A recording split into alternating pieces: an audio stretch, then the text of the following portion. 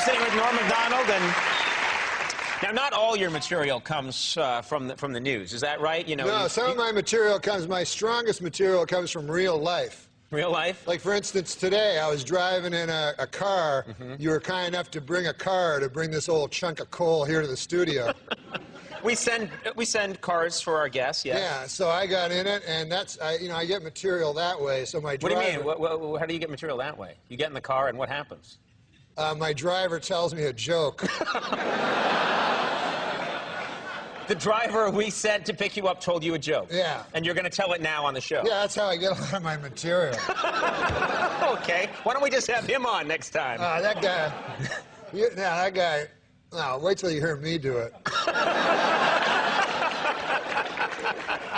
So the guy, he goes, I say, I'll be the guy. Okay. A moth goes into a podiatrist's office. A moth goes into a podiatrist's office, right? You are correct. A moth goes into a podiatrist's office, and the podiatrist's office says, "What's the problem?" And the moth says, "What's the problem? Where do I begin, man?" He goes, "I go to work for Gregory Olinovich, and all day long I work." Honestly, Doc, I don't even know what I'm doing anymore. I don't even know if Gregory Olinovich knows. He only knows that he has power over me, and that seems to bring him happiness. But I don't know. I wake up in a malaise, and I walk here and there. And the podiatrist says, "Oh, yeah?" And the moth goes, "Yes." And he goes, "At night, I sometimes wake up and I turn to some old lady in my bed that's on my arm. A lady that I once loved, Doc. I don't know where to turn to. My youngest, Alexandria. She fell in the cold of last year. The cold took her down, as it did many of us. And my other boy, and this is the hardest pill to swallow, Doc. My other boy, Gregory Olinovich. I no longer love him. As much as it pains me to say, when I look in his eyes, all I see is the same cowardice that I catch when I take a glimpse of my own face in the mirror. If only the cowardice was stronger, then perhaps I could bring myself to reach over to that cocked and loaded gun that lays on the bedside behind me and end this hellish facade once and for all. How long a drive was this? Do you live in the valley? Where do you live? Please, sorry. He says, "Doc, sometimes I feel like a spider, even though I'm a moth, just barely hanging on to my web with an everlasting fire underneath me. I'm not feeling good." And so the doctor says, "Moth, man, you're troubled. But you should be seeing a psychiatrist. Why on earth did you come here?" And then the moth said, "Because the light was on."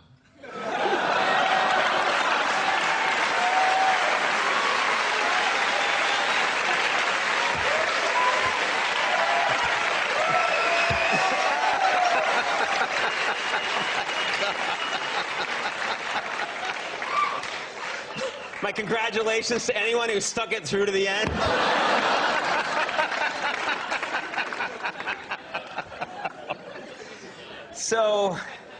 So Norm. What?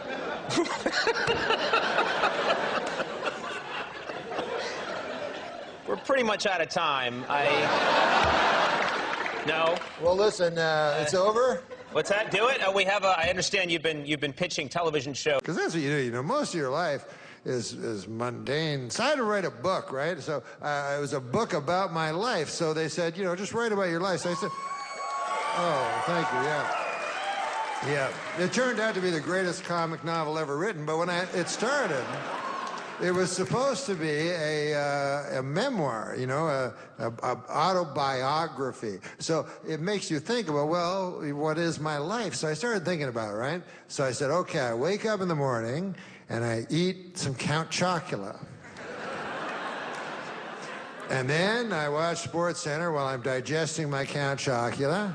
And I phone my friend, Fat Freddy.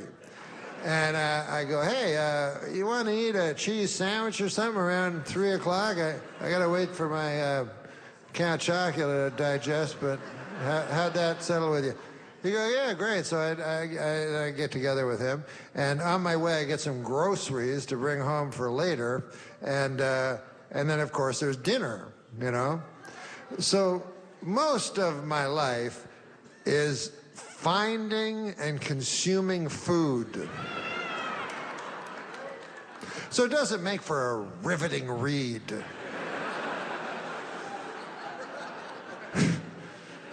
It's incredibly repetitious.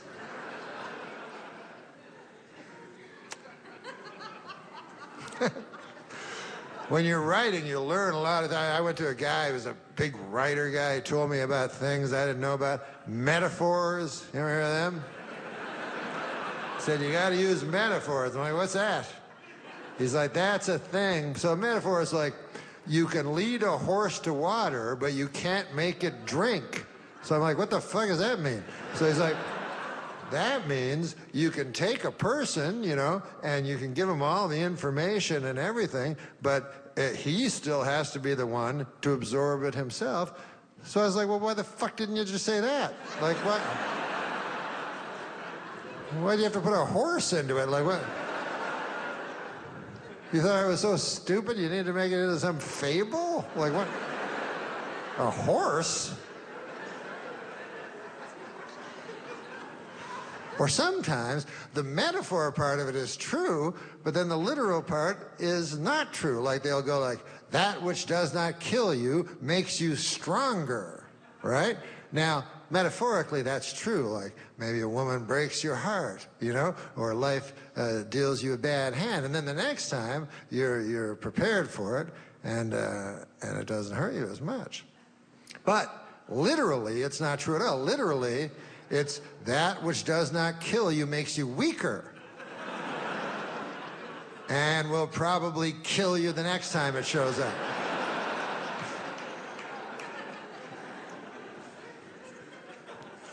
That's why I like, personally, I like the ones where the metaphor is true and the literal part is true. Like, they say, like, beauty is only skin deep. I think that's beautiful because it is, like, you know, really what makes a person attractive is what's inside, their friendship, their conviviality, their goodwill, not this optic trick, you know? And so it has that. But also, literally, it's true, because you could be, you know, the handsomest guy in the world, you know? You'd have, like, this chiseled jaw and beautiful, thick mane of a hair, you know? Large shoulders and narrow waist. You guys horny? Is it just me, or? Giant quads, a perfect body, 6% body fat, you know? But you take that same guy and you skin him.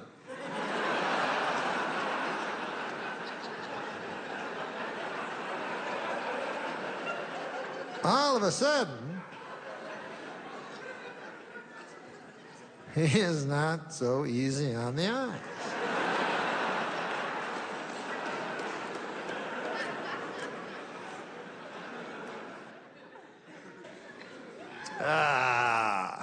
Getting old to do that one. Just saying, that's all. But listen, there's important things going on in the world. It's raining in the forests. And I don't want to get too political with you, but it's a true fact.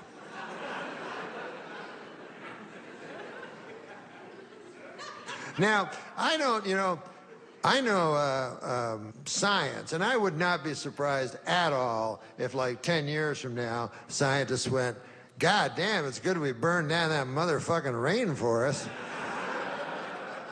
Turned out that's where all the spiders and snakes lived and shit. That's what started that snake flu that nearly took everybody out. Nobody knows nothing.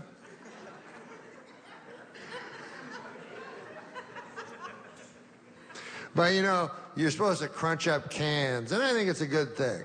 You know, you got the orange and then the green, there's blue, and you crunch the cans and you put that, and you should do that. I'm not doing it, but you guys should do it because it's important, you know? It's always supposed to be for the people from the future. That's how they try to trick you, you know? They always go, the children are the future, which is true, but they said that when I was a child. Then I grew up, I was like, here I am, and they're like, now it's the other kids. I go, you fucker. I had a feeling there was something here. I know a Ponzi scheme when I see one.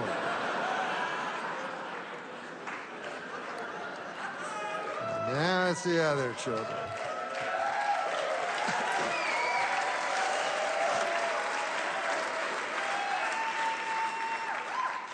Listen, this has all been wonderful, but I will tell you this. Nothing I've said really is of substance. I find, and it's not just me, I find like most of my act is just, you know, gossip and trickery. You know what I mean? Like some cheap magician, you know? So I'll tell you the only thing I know for a fact, and it's something that we all know. Everybody knows it, but it's harder to act on it than it is. But the only really true thing is that we all